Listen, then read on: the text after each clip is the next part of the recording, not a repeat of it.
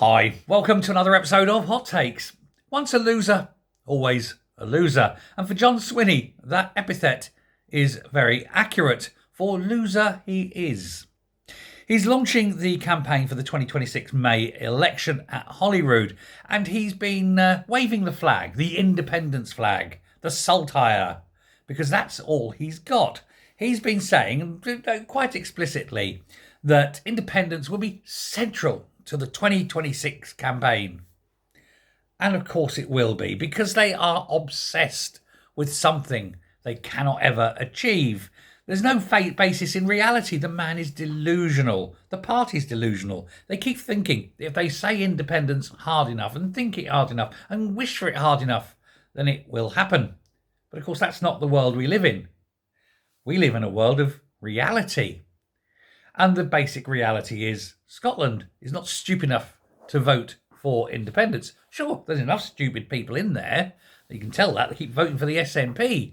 But thankfully, more than half are wise enough to know that the independence movement would bankrupt Scotland almost overnight.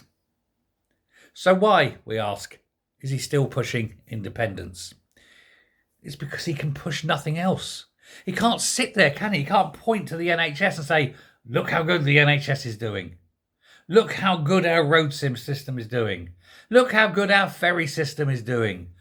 You know, look how good our education is. Look how good our comms are. Look how good our agriculture is.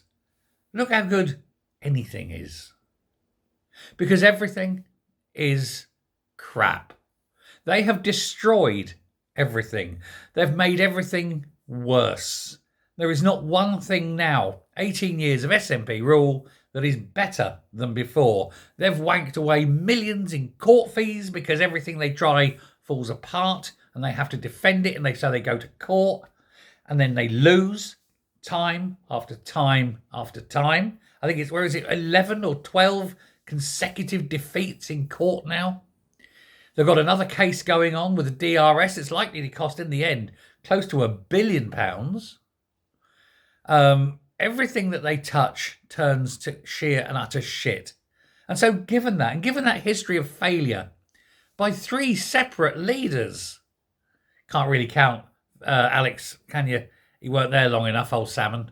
But for the three that were there since him, they've all been shit and nasty. You have Sturgeon, who introduced hatred into Scottish politics. That's what she did. That's her legacy, hatred. You can't just disagree now. You have to hate. You're then followed up by the racist, the anti-white racist, who is as corrupt as hell, in my opinion. And then it's followed up by a man you wouldn't trust.